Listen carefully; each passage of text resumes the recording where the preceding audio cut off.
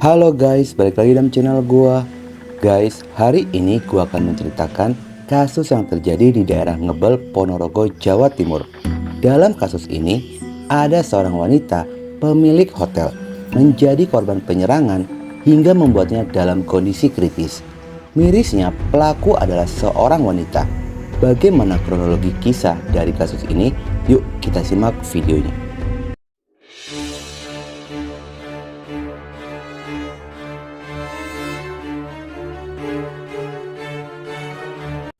Kisah ini bermula dari Pasutri yang bernama Kasmira berusia 60 tahun dan sang suami bernama Tanto berusia 62 tahun. Mereka merupakan warga Kecamatan Ngebel, Ponorogo, Jawa Timur. Pasangan ini bisa dibilang ekonomi kelas menengah atas. Terlihat di dalam kesehariannya, Kasmira selalu menggunakan perhiasan emas yang harganya terbilang cukup mahal. Selain itu, mereka pun memiliki sebuah aset, yaitu hotel bernama Harmoni yang terletak berada di Desa Gondowido, Ngebel, Ponorogo, Jawa Timur. Keduanya dikenal oleh tetangga sebagai pasangan yang baik, ramah, dan suka menolong. Di dalam kesehariannya pun, keduanya mengelola hotel miliknya. Kasmira menjaga dari pagi hingga sore hari, sementara sang suami dari sore hingga malam hari. Setiap pagi, Kasmira selalu diantar menuju hotel oleh sang suami, dan suaminya pun kadang suka membantu menjaga parkiran hotel di siang harinya. Kegiatan rutin itulah yang dilakukan oleh keduanya dan terus konsisten melakukan aktivitas tersebut secara bersama-sama. Hingga suatu ketika pada hari Kamis tanggal 2 November 2023 jam 13.30 siang harinya.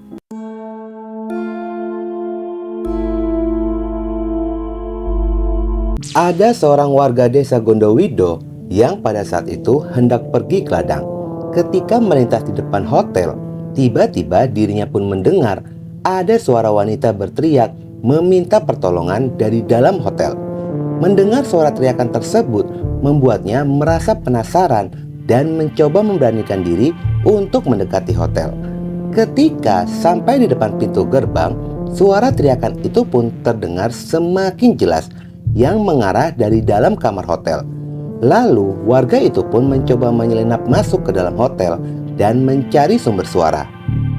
Ternyata sumber suara itu berasal dari salah satu kamar yang berada di hotel. Namun kamar tersebut dalam kondisi terkunci. Warga itu pun meminta bantuan kepada warga lainnya untuk membantunya membuka pintu kamar hotel. Setelah pintu berhasil terbuka, ternyata mereka pun menemukan Kasmira sedang berada di kasur dalam kondisi penuh luka dan bersimbah darah. Meskipun terluka, namun Kasmira masih hidup. Warga pun berinisiatif membawanya ke RSUD Dr. Harjono Ponorogo agar mendapatkan pertolongan. Ketika di dalam perjalanan menuju ke rumah sakit, Kasmira pun menceritakan bahwa dirinya telah dirampok dan dianiaya oleh salah satu pengunjungnya sendiri di dalam kamar hotel. Sementara Tanto yang pada saat itu sedang berada di rumah mendapatkan kabar jika istrinya telah dilarikan ke rumah sakit. Sang suami pun langsung bergegas menuju RSUD Dr. Harjono. Pihak keluarga yang mendapati kondisi dan kesaksian dari Kasmira langsung melaporkan kejadian ini ke Polres Ponorogo. Pihak kepolisian yang mendapatkan laporan segera bergerak menuju ke lokasi kejadian dan langsung melakukan penyelidikan serta olah TKP. Polisi pun bergerak cepat menangani kasus ini. Mereka memeriksa beberapa orang saksi yang pada saat itu berada di lokasi kejadian, serta mengumpulkan rekaman CCTV dari sekitaran lokasi kejadian maupun CCTV yang berada di lokasi wisata Telaga Ngebel, Ponorogo. Pada sisi lainnya, hasil dari pemeriksaan rumah sakit menemukan beberapa luka pada tubuh Kasmira di bagian tangan, leher, dan kepala.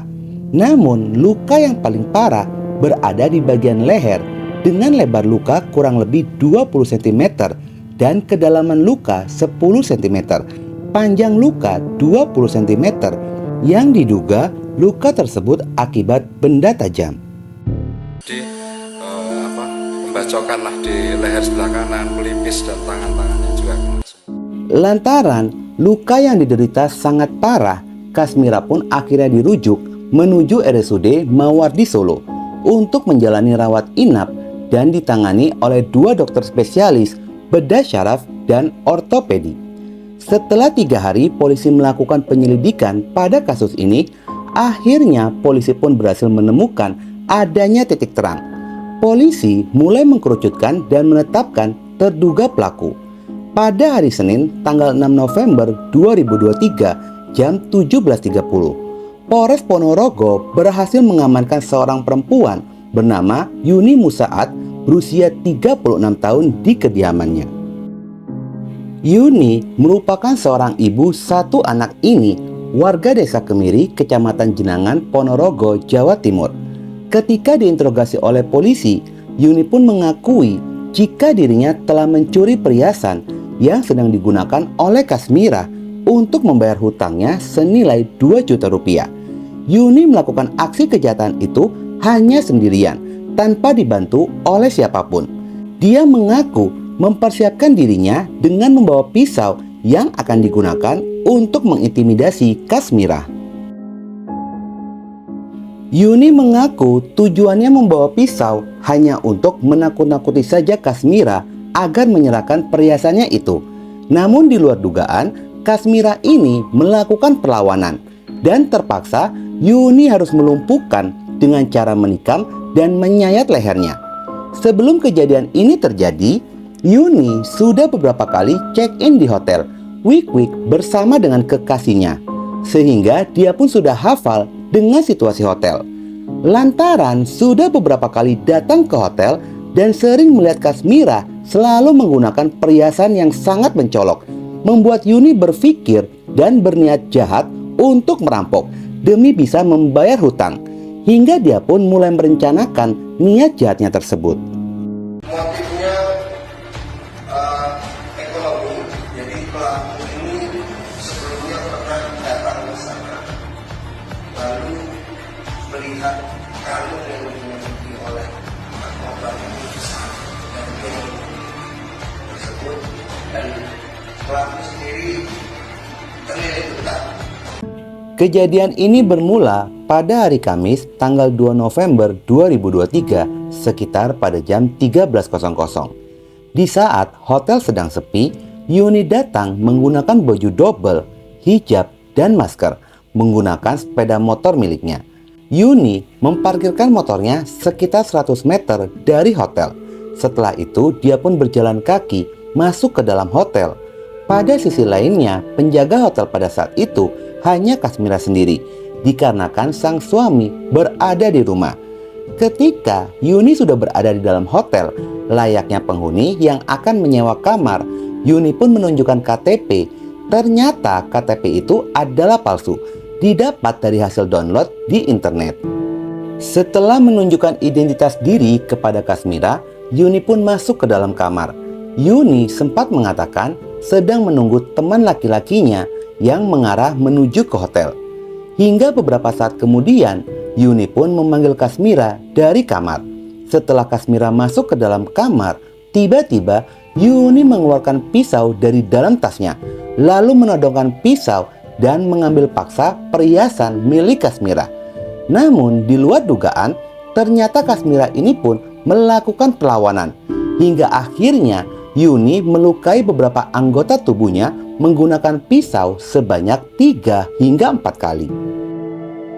Melihat Kasmira yang sudah tidak berdaya, Yuni mengambil kalung dan cincin, lalu berganti pakaian yang terkena darah dan pakaian lamanya dimasukkan ke dalam tas bersama dengan pisau, lalu mengunci pintu kamar dan pergi melarikan diri kembali ke rumahnya. Sedangkan kalung emas milik Kasmira seberat 20 gram digadaikan oleh Yuni di wilayah Madiun senilai 10 juta rupiah. Uang hasil gadai tersebut digunakan untuk membayar hutang, sedangkan sisanya untuk kebutuhan hidup sehari-hari dan membiayai anaknya.